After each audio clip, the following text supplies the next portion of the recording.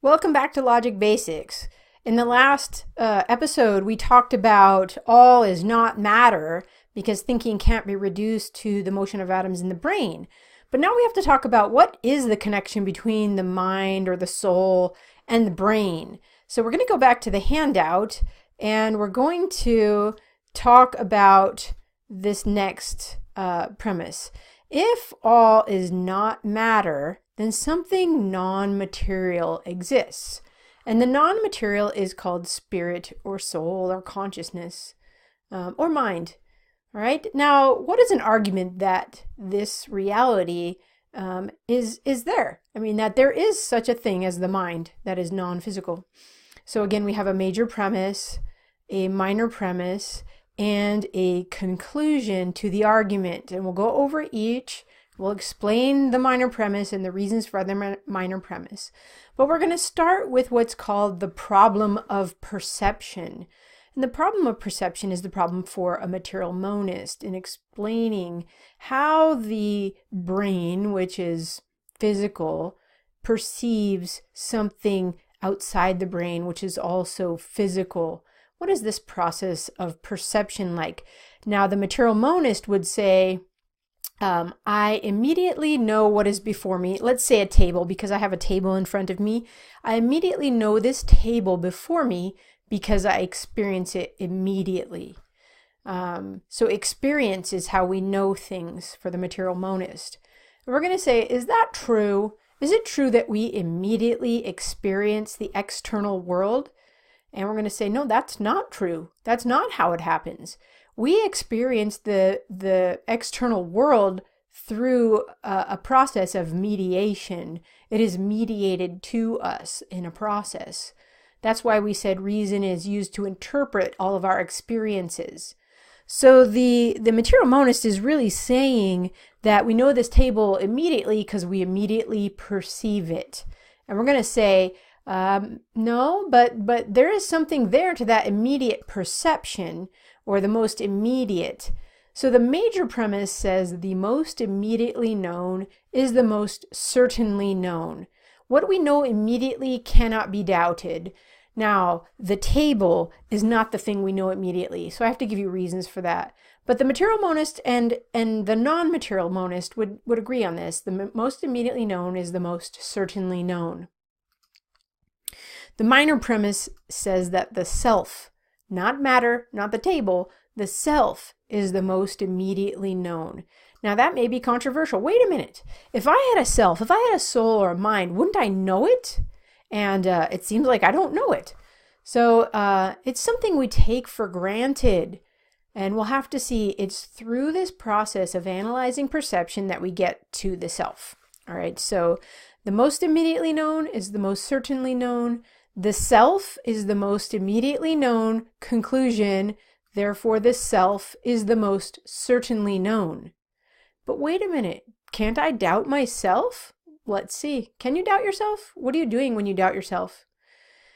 All right, so let's go back to the minor premise. This is the controversial premise. The form of the argument is AAA figure 1. It's Barbara. And you'll have to trust me on that until we get to that section. AAA figure 1 is always valid. So it's a valid argument. Is it sound? Are the premises true? So the self is the most immediately known. You're saying, prove it.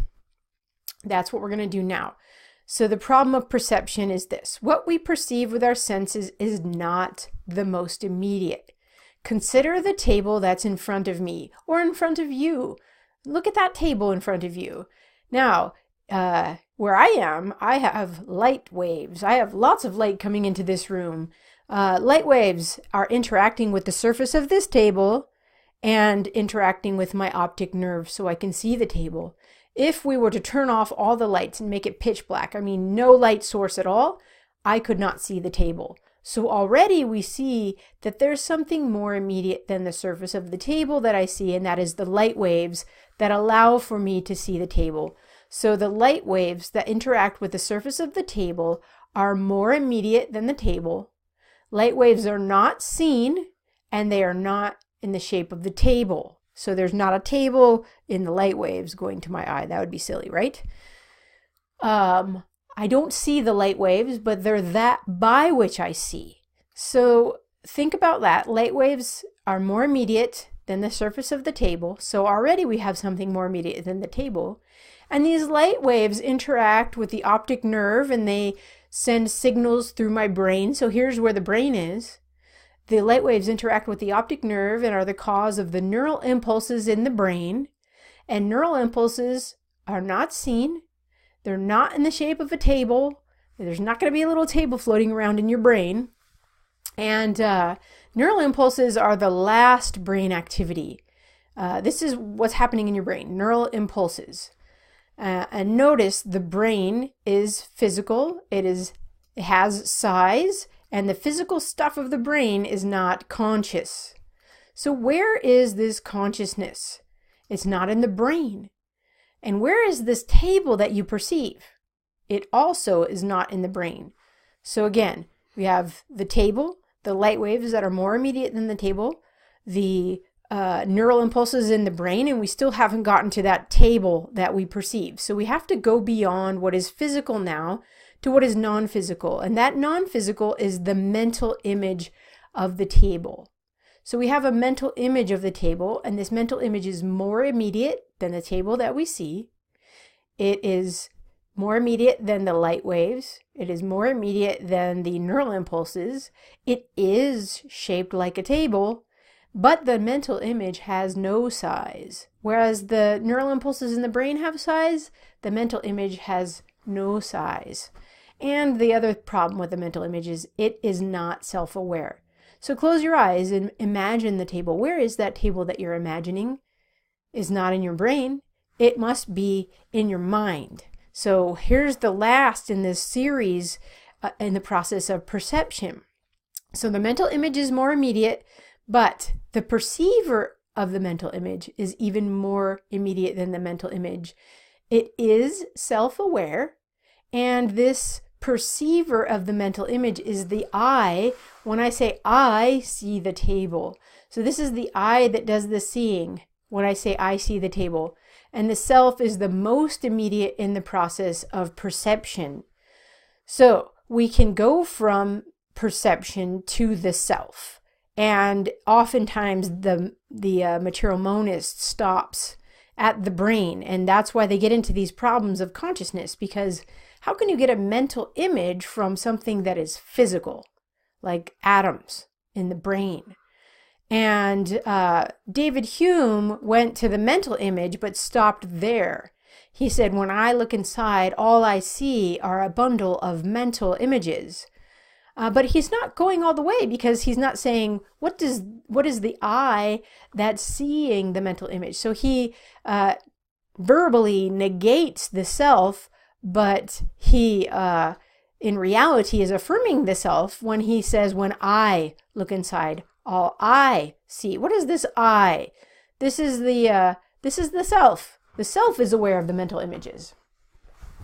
All right, so here's the argument that the soul exists, that the self is the most certainly known. This would also be helpful for a person like Rene Descartes, who said, I think, therefore I am, and wanted to affirm the certainty of the self without giving an argument.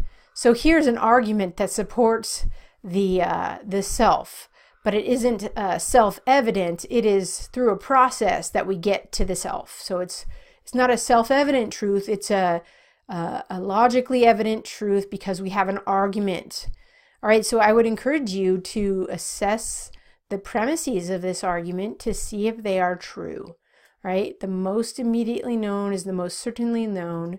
The self is the most immediately known, and the self is the most certainly known.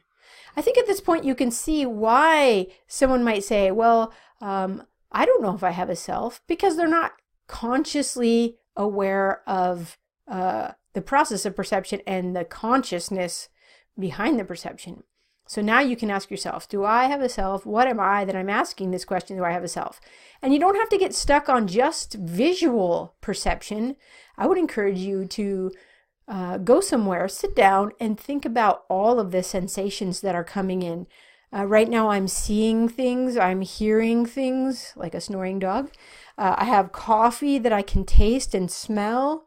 So I have many sensations that could come in, and I have to think about what is it that processes all of these sensations so that I have this constantly changing, moving picture, but I am aware that I am the perceiver of this constantly moving, changing picture.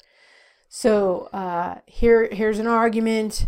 The self exists, and these three together, that matter is not self-maintaining, that all is not matter, and that the soul exists, are three arguments against the claim that all that exists is matter and matter is eternal, material monism. Now, the next thing we have to consider is maybe my soul is eternal. So that's what we'll look at next. Maybe the eternal thing is you. Maybe you've always been around.